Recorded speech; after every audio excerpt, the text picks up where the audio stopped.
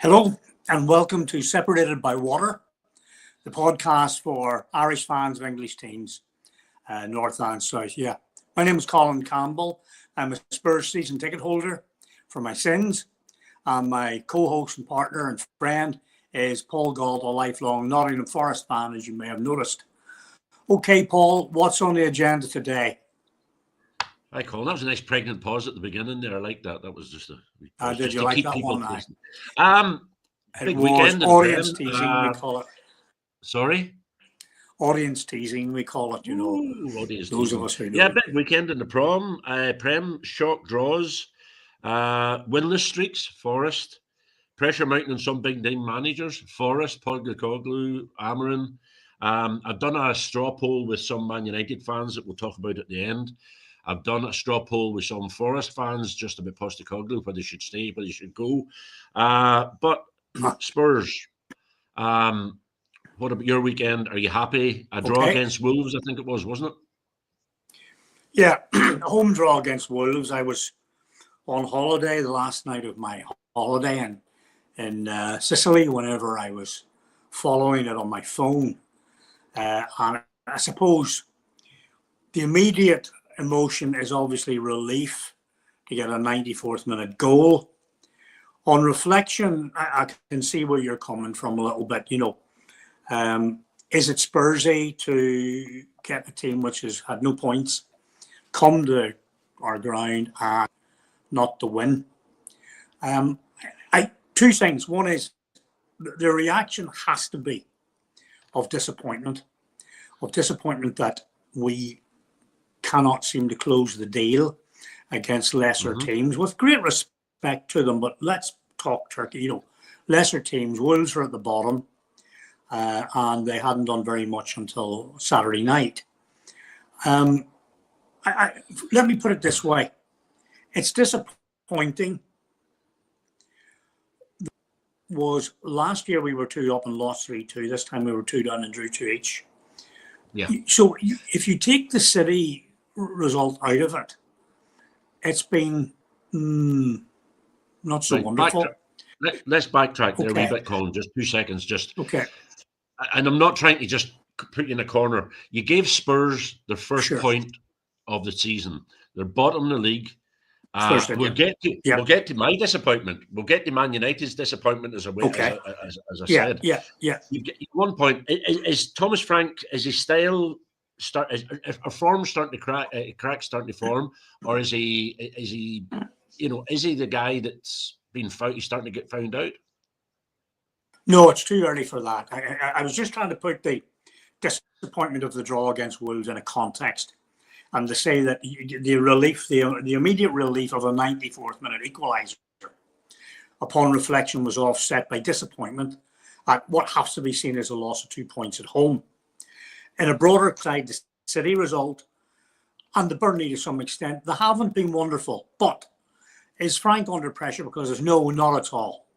I think we can see a couple of things. Defence is getting better, but we really do need a goal-scoring centre forward. I've said that a few times. With great respect to the players who turn up, I think Richarlison seems to be better away from home, where he adopts a more harrowing role, harassing role, trying to say that word, a wee bit further out. Better from. I think the goal poaching target man does not seem to suit him, certainly in a Spurs shirt. When Solanke comes back eventually, we'll see if that suits him too. But Solanke is a wee bit more a victory of hard work over pure skill. So I do think that what Frank is identifying is where we need help. I think he's doing a good job with the defence. As I said prior to the PSG game, shape and commitment. I think the shape in front of the pitch, I think the commitment's there, getting a 94th minute equaliser in good measure. All right. Some of the play hasn't been wonderful, but you can only work with the rough clay. He's not under pressure. He has plenty of time. Overall things are looking decent enough. But I do think our position in the league is a little bit misleading. To be honest with you, I don't think we're there. I think to be up top, we've dropped too many points, which is 4 in the last 2 games, So last year we sort of played the low block and the quick break. The teams that seem to be competing against the big teams this year are playing a low block. Does his system suit the low block, or is it starting to, does his style not match up to it? Thomas Frank, I think that the low Yeah. block, if the team's playing a low block against you, you can pass it along the front of them, hoping for something to happen. Or you can have a game-changing player, either who will beat a player with the ball or beat a player to the ball to create something brilliant. That's either an overlapping fullback who will beat the player and create space, and or the player in the middle who will beat the defender to get to the ball first. And that needs to happen. And I think what was going to happen for Spurs is, in order to beat teams who do this, is a game-changing centre forward. I go back to that again. I think, I say it's that simple. It's not simple to get somebody who's that good. But I think for me, if you said make one change to Tottenham's team at the minute to make them noticeably better, that would be it. I like what's happening around the rest of the pitch because I do like defensive shape. I really do. Yeah. So it's not just Spursy being Spursy. There's better things to hope for. You think now? There's a new term, Foresty, and yes, I claim credit for that one in tribute to you. Having had Spursy fired at me for a long time, it's nice to say something else. And just final word on Spurs tonight. Bodo game. We went over there and won. Who will ever forget that? And you're there. The Pudsey flag. I hope we'll be there tonight again. Good luck, guys.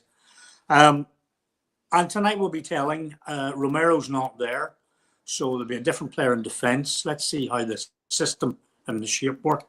But I think Spurs would be very good for them to get a good result tonight, a win, and that would help. Yeah. It'd be great to see. Okay. Great to see. And I think right. We'll move on to your old manager, our new manager, under massive pressure, Colin. I've done a straw poll. I've done a straw poll with the Man United supporters that have come back to me, and I'll come to that and some comments. In our group chat, there was 13 people responded. 8 wanted Postecoglou out. Out of 13, 5 wanted them stay. So that's 61%. I know it's a wee straw poll of a handful of people, but at the same time, it gives us some indication of what the feeling is. I will start off by saying, okay, go ahead. I was going to ask, go ahead. What is that based on? Results so far, or his reputation having come in from Spurs and having preceded him, or what? Why is this 61% so against him? Colin, it's the worst record that we've had, a manager's had in Forest, starting managing Forest. The first worst record ever. We haven't. We've played the bottom. We've played the 3 teams coming up, and I don't know what. Maybe you know the odds, the stats better than I do on what we have, because I seem to block it out after every game's over. In your last 2 games, 1 point from 6 against 2 of the promoted teams. Burnley and Sunderland, Yeah. Now Sunderland are flying high. Burnley are no fools. They took it to us.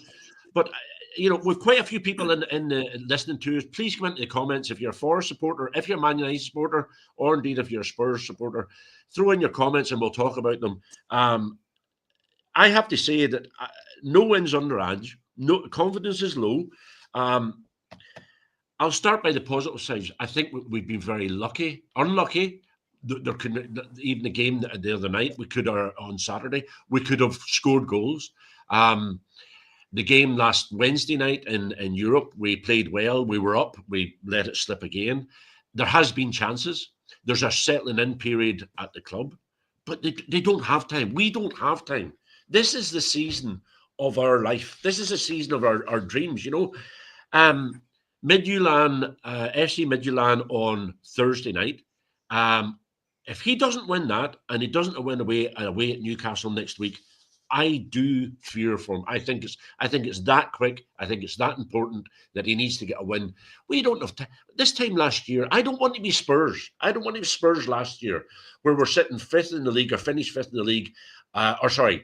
previous year you were 5th in the league. The following year, 17th in the league, and you go on and I have to say the words, Colin. I don't know if you luckily win the Europa League. You won it. Yeah. It wasn't guaranteed. If he hadn't have won it, it would have been your worst season in the history of the team.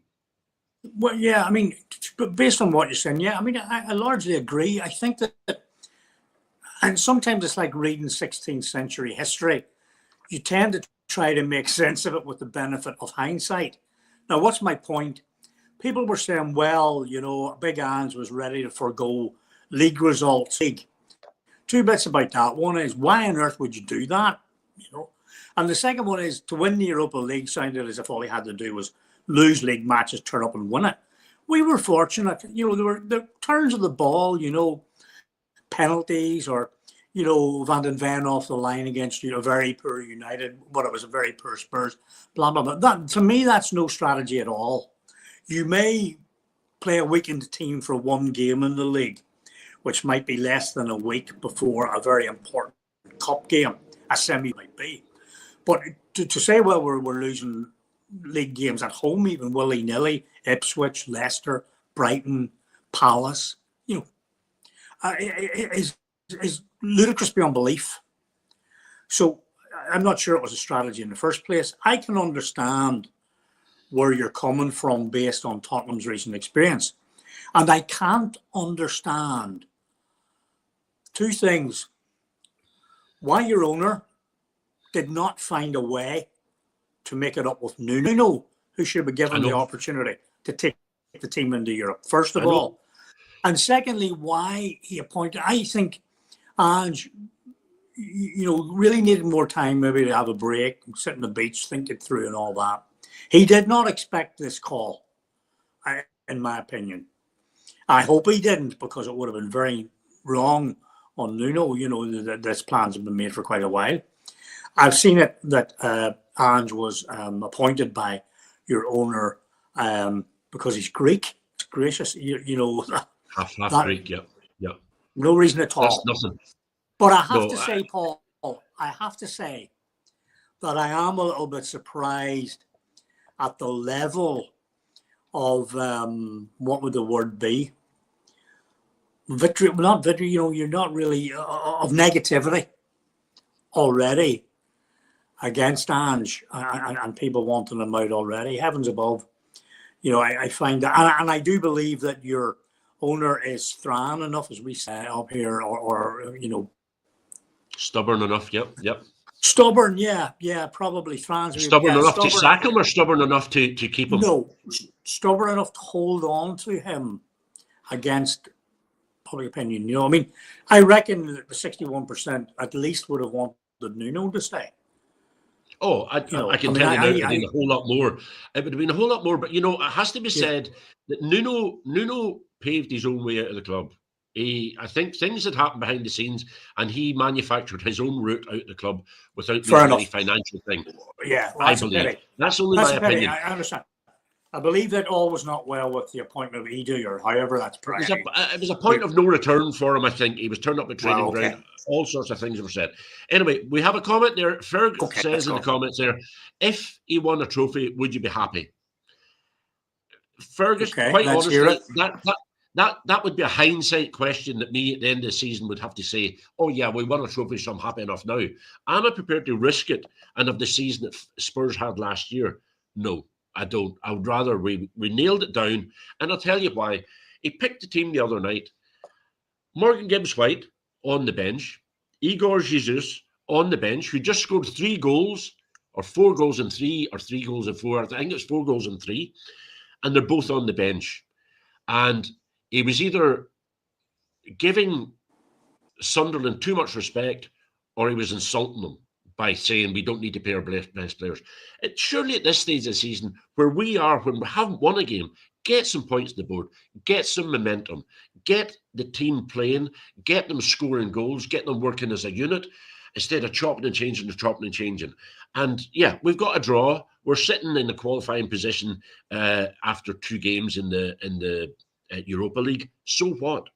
We might not be as lucky. If you'd got a bad decision last year in the final against Man United, a VAR decision, some dodgy decision that we know that all is very Yeah, I was capable of being expecting made. that.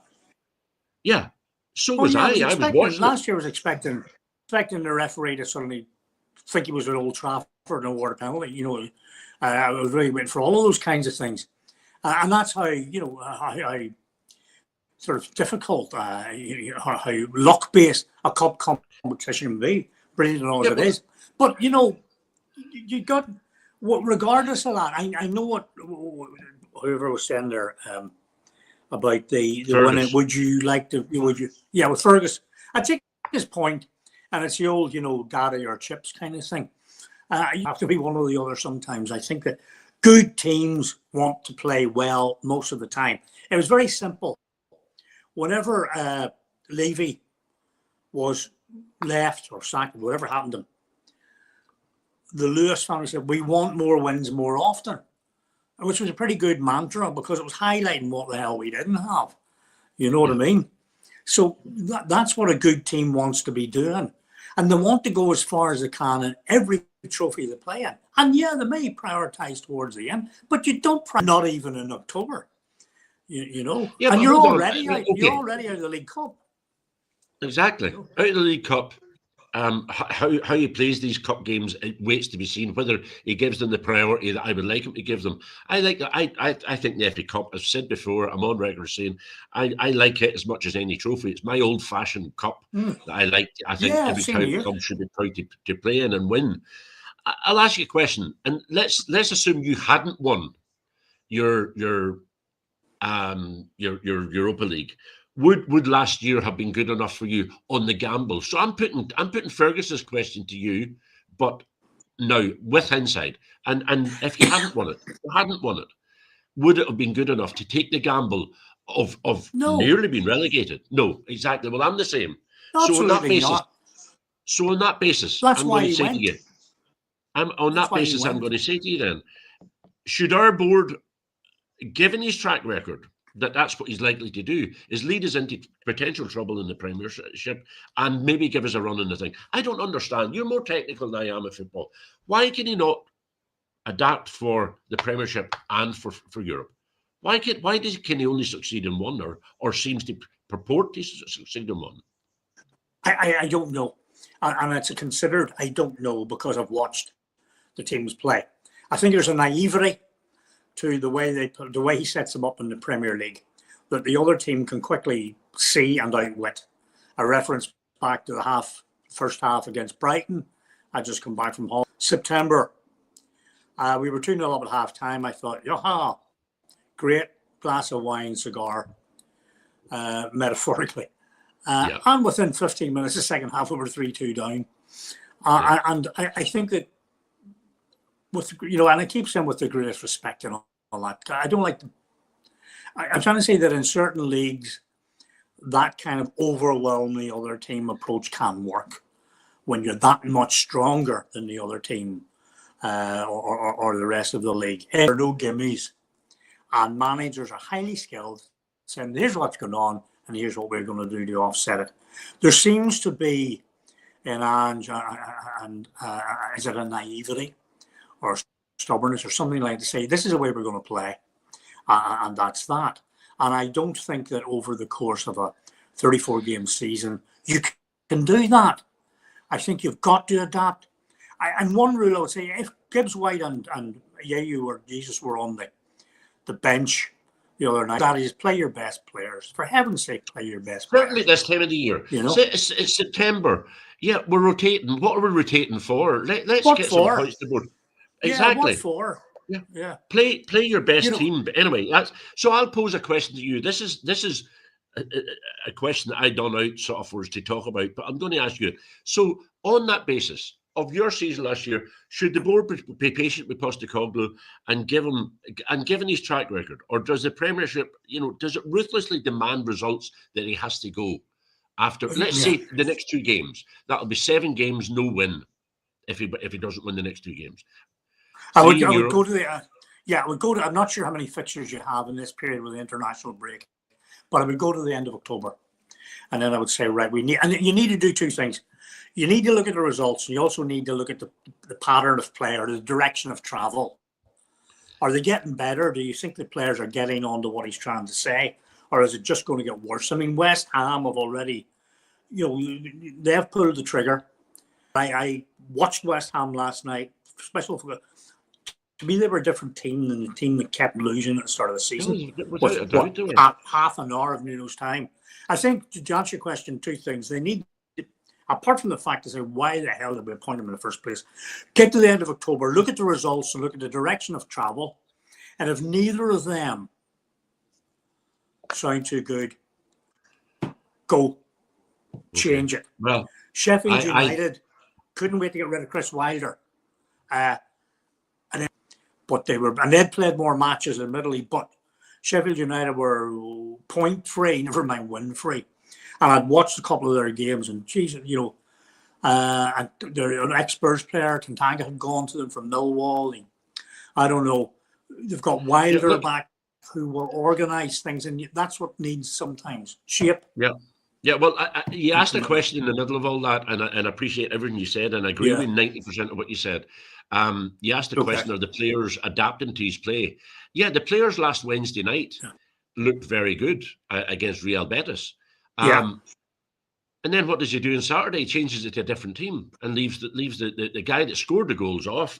And equally that, he took him off right after scoring two. He's taken him off twice after scoring two goals, not letting him get his hat trick, which could have shut down the game and closed it down. This time, he didn't bother to play him on Saturday.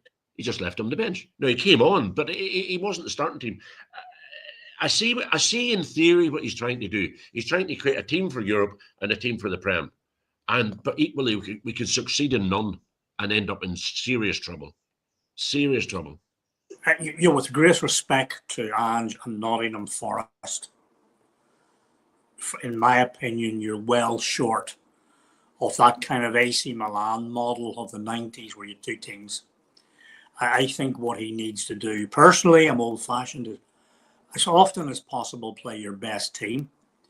You'll, of course, make a couple of tactical changes here and there, depending on. But for me, if you said those two players were benched at home to Sunderland, that would have been his opportunity to make a statement.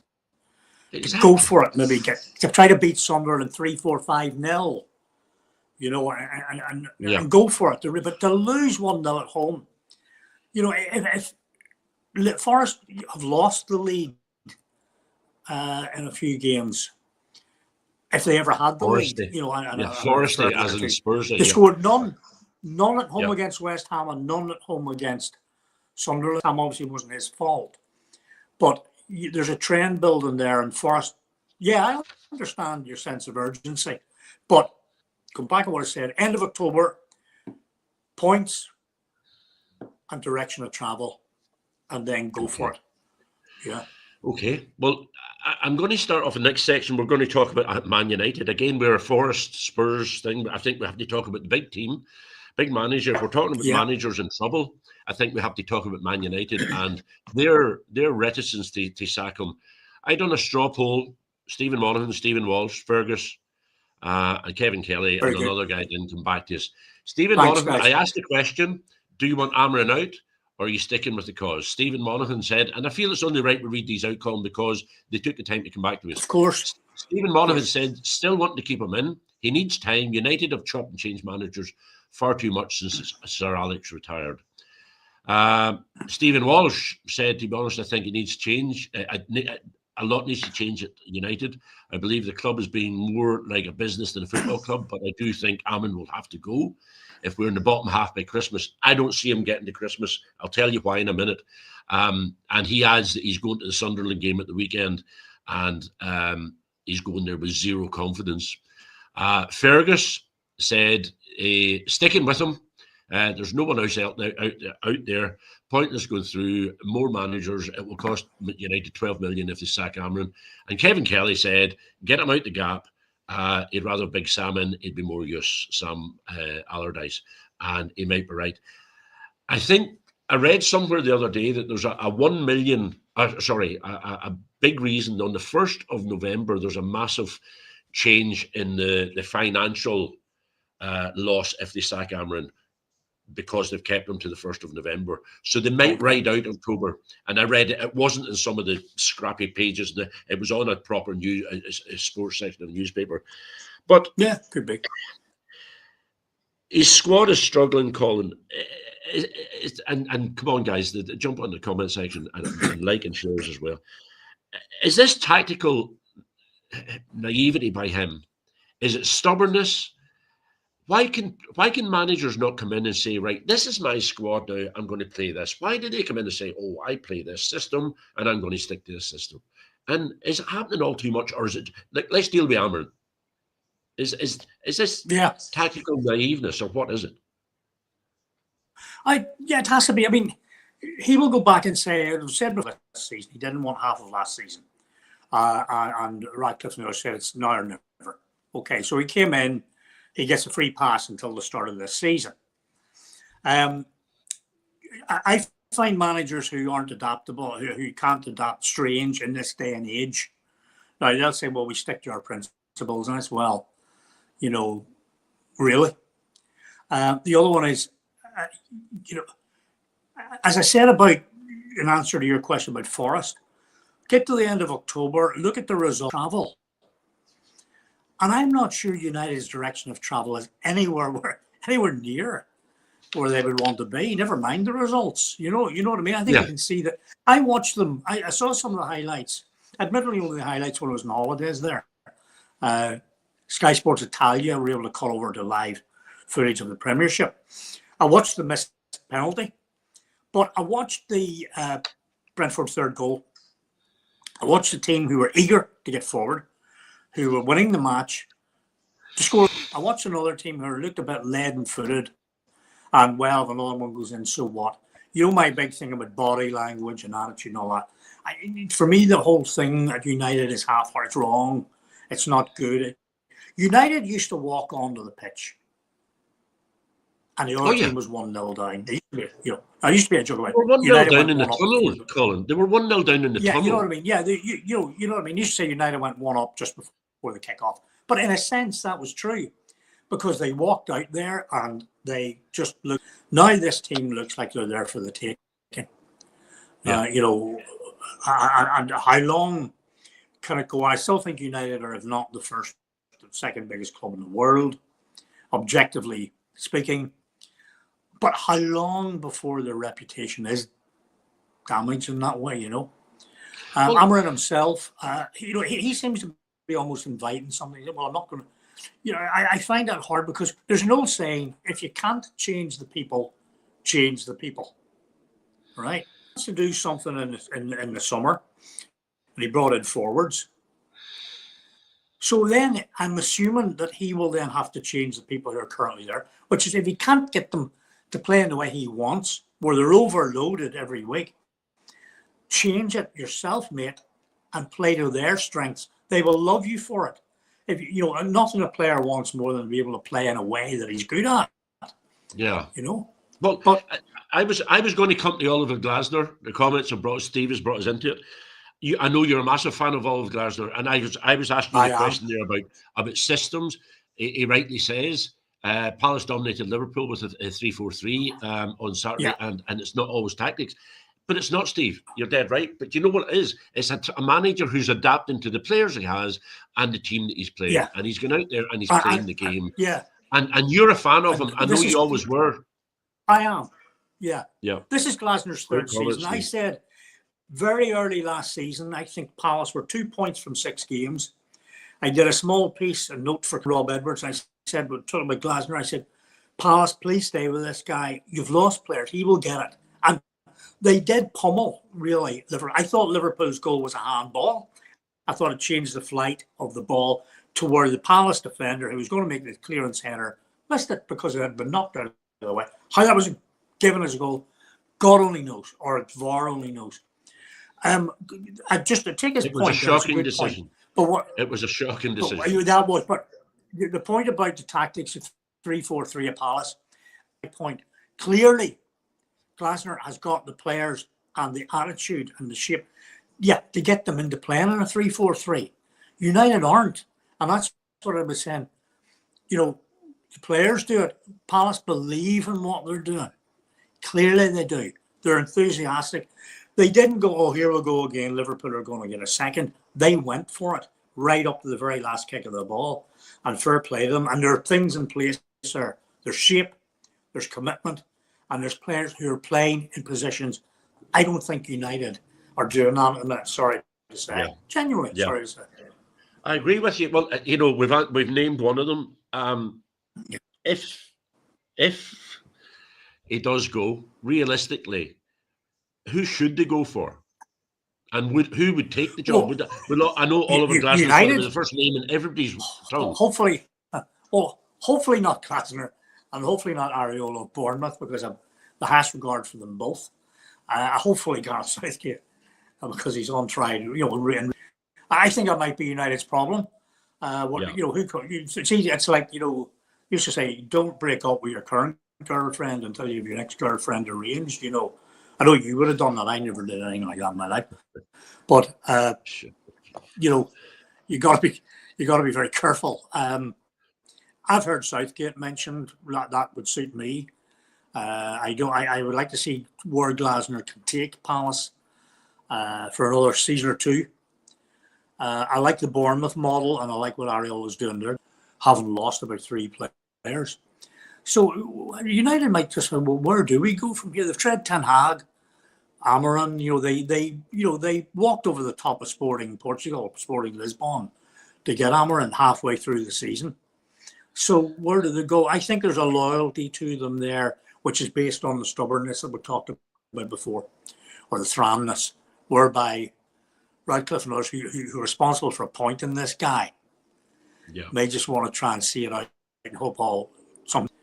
Well, here's a question that's just come into my head. As it stands at the minute, are Man United still an attractive club? As is today, or is it still an attractive club for a manager? Or are they going into a poison chalice situation?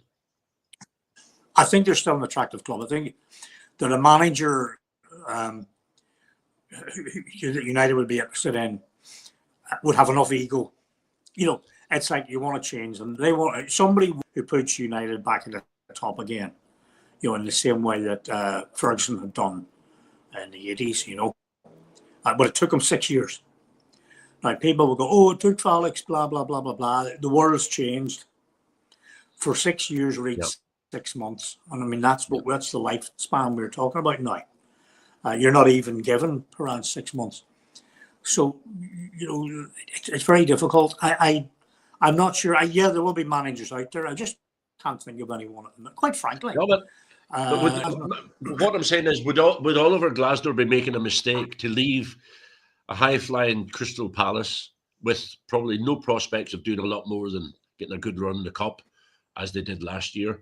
Or should he be joining Man United where they're spending money like a drunken sailor and going on and buying players?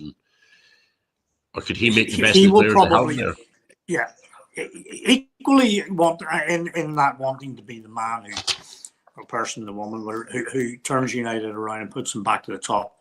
No one's, there's some big names have been in there who are perceived as not doing well.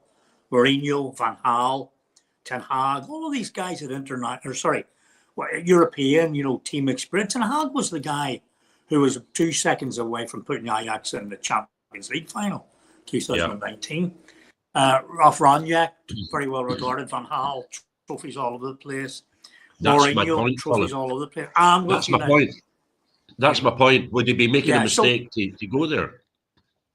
I think he would. I think anyone, and let's take it away from one person, any manager who's approached will not see it as a mistake in the first instance. They might see it there. If they've got strong kudos and a lot in the bank, and United are so keen, they'll seek a number of assurances, and not about their contract length. They'll probably seek it about freedom over transfer policy, and so on and so forth. But I would love to see Glasner fans stay in Palace for a while and just see how far he can take to prove that it can be done. That a really talented manager can come in and do all that. That's what I'd like to see. Right, that's our 3 subjects. We'll summarise the 3 subjects by a question for you. Yeah. Will Postecoglou still be at Forest at Christmas? Will Amorim still be at Man United at Christmas? And will Spurs be in the top 5 at Christmas? Postecoglou. Will he be in the job at Christmas? No, will he be at Will he Forest be at in the Christmas? Forest? No. Amorim will be at Man United at Christmas? No. And will Spurs be in the top 5 at Christmas? Yes. Yes. That was not predictable at all. Not predictable at all. It would be remiss of us not to mention Bournemouth flying high as well. They're flying it. They're absolutely flying it. Love them. Love what they're doing. Love the way they came back against a good Leeds team. And we'll say before, we think Leeds will stay up. And Leeds will be disappointed, but too surprised. Yeah. Could credit that guy and the system they have. I know that some people will talk about, they're not really a Premier League team, blah, blah, blah, 12,000, blah, blah, blah. That doesn't really matter. They've been around. Bournemouth and Boscombe Athletic have been around for a long, long time. They've come through such terrible times. Eddie Howe, remember, was Mr. Bournemouth. They thought they could never do anything after him. And look what you're doing. Fair play to Bournemouth. Well played. Quick mention to Newcastle before we'll finish up. I just want to do a wee question with you in a minute, but Newcastle, what's your feelings on them? I get a text off Anthony during the week. What did he say? Whenever we lost our game, I get a text from him and I says, "But you have to play Arsenal at the weekend. Get back to me after that." The phone went quiet since. I haven't heard from him. It's gone missing. I wonder where he went. Because he's not moaning me about not telling them saying how wonderful that. I think there is a wee bit of turbulence on the way for Newcastle. I think that I think there's perception issues there, where people will think they should be doing better than they're currently doing. I do think the Isak thing was a mess and upset them. And I'm old-fashioned enough to think if players like Isak fall off the edge of the world, I wouldn't miss them. I don't like the way all of that was handled. People will tell me, well, you don't know the whole story. Probably not. But the story I know. I don't like the way he behaved. And I just think that some truths come out about Newcastle. They were in the market for certain players and got none of them. Teams are competing for. As I've said before, unkindly, Newcastle United is the biggest team in Newcastle. But I think that there are other factors there that, and they're difficult for them. And I think the natives might get a little bit restless. That was a bad defeat on at the weekend. I didn't want them to lose, obviously, but it was a bad defeat. Yeah, but they are talking now. You can see increasing jokes about the spelling of Arsenal, spelling of Liverpool now. It's Varsenal, VAR at the beginning of Arsenal, and Liverpool for VAR before the pool. And the decisions seem to be going their way. I hope that doesn't start a trend for the season. Anyway, we'll hope not. I was cutting the grass the other day, Colin. I was cutting the grass the other day. Do you remember when we used to go for a beer and we do it used to be bench one, play one, sack one? We do that. Yes, I do. Yeah. It was on. I was listening to Talk Sport, cutting the grass, and next thing they spouted it up, and I thought, hold on a minute, that's ours. We used to do that when we went for a beer, so I'm going to do it with you today. But we're going to change it. We're going to change it to era. They're not all from the same era. We used to do like the teams. So I'm going to pick three key players. Do you remember how we used to do it? It used to be play one, bench one, and you must sell one. All right, by Saturday. Well, you see, to remember, it depends how many beers we'll have, whether I can remember. Quite a few. I remember one night in particular. Let's have a try. Anyway, so you must bench one of these, you must sell one, and you're playing one on Saturday. For Saturday's game, you're putting one on the bench, you're selling one before Saturday. Gareth Bale, Harry Kane, and Paul Gascoigne.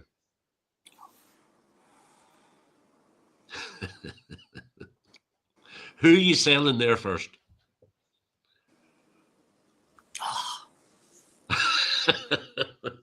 I didn't want to make it too easy for you. I know, but you have to sell one of them. Surely you can't sack Kane. Kane can never go. Kane has to be either on your bench or in your team. Right, sell Bale. You're selling Gareth Bale. Play Kane. Right. And bench Gaza. So I want to confirm that. In bench one, sell one, and play one, Out of Gareth Bale, Harry Bench, Kane, Paul Gascoigne. bench, Gascoigne. Sell, Bale. Play, Kane. Right. And one final question before you go. How much would Bale get today if you sold him? In today's market? Well, once we saw what he did with Spurs Madrid, heavens above, I really do think that I haven't said I would sell him. I'm thinking at least I would sell him to Real Madrid and keep him out of England. Oh, Jesus, 200 million. You know, he was outstanding. I was very fortunate to have seen him in his heyday with Spurs. But then I also saw Kane in his heyday with Spurs. And I saw quite a lot of Gascoigne. I saw a Gascoigne hat-trick against Derby County. A very good Derby team with Shilton and Nets, Mark Wright in centre half, Dean Saunders, Grant Williams. And he scored a left foot, right foot header hat-trick. Also notable that day was how good Lineker was off the ball, to be honest. Yeah. So I've seen the three of them, and you know, it's painful to say what I've just said, but I'll go along with the spirit of the game. Sell Bale, play Kane, and people go, why? Okay, Bale was outstanding. If he transfers away outside of England, Kane, just the most recent one, and how his game has changed. He scores goals, he makes up. Gascoigne on the bench to come on, if you can do it that way, and give us fairy dust, you know. So what we'll maybe do is start doing one of them every week, and I'll ask some guys. So next week you can do one for Forest players, ex-Forest players. Stuart Pearce won't be getting sold anyway. He'll be staying put anyway, because you'll no doubt pick him in your crew. I have a final message back from one of the Man United guys, Smithy. He says, no way back after Brentford. Never signed a ready-made goalie. City signed 2. Never signed a midfielder. Crazy substitutions. Baffling tactical decisions. I wanted it to work for us, but he acts and looks the part. But unfortunately, he's out of his depth by a country mile, and I couldn't agree. I think that's the first time I've ever agreed with Colin Smith about anything. He talks some garbage, and that was the most sensible thing he said. Anyway, that was good. I enjoyed that, Colin. Who have you got tonight? Me too. Yeah, me too. Well, we're away to Bodo Glimt in the Arctic you played them last year again. We did in the semi-final, and we beat them twice. I'm not sure. I don't think that tells us much. I've learned more about us than we have about them. So we'll have to see how it goes tonight. But we really need a good performance and a result. And a result would be a win. You know, that'll be 6 points, and then we can see where we'll go from there. Really, you know. But I'll be looking forward to it. As always, I'm more of a fan of the Premier League than the Champions League. But I know you have to get into the Champions League because that's the way it is nowadays. But let's see how we go. Yeah. And good luck to Forest. We've FC Midtjylland on Thursday night. I am just hoping, with all hopes, that we can get a win and get a bit of momentum going. I don't particularly want any manager to be sacked. I want a period of stability at Forest. But if it doesn't happen soon, if he doesn't start getting victories soon, we can't, excuse the term, we can't piss away our best chance of a season. No. We can't throw it away, Colin. We need to take action before it's too late. So we need to take action before it's too late. See what happens. So anyway, I will.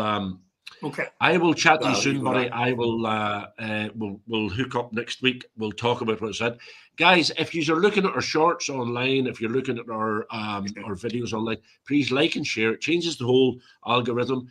One final thing, Rosario and I are doing a walk for the Irish Hospice Foundation, which is a great cause. We're doing 100 miles in the month of October. So I put a link in it. Anybody who wants to donate, unlike Colin hasn't. Colin still hasn't donated yet, but hopefully he will. Back from holidays, I'm going to donate. But I said it's a long walk for you to get to the pub. You usually don't walk that far. No, it'll be grand. I'm going to do the 100 miles. So it's over 5K a day. It's very doable, and I'm looking forward to it, actually. Anyway, thanks very much for everybody. Good luck to yourselves tonight. Good luck to us, and good luck to United and Forest and Spurs at the weekend. And one of them I didn't mean, but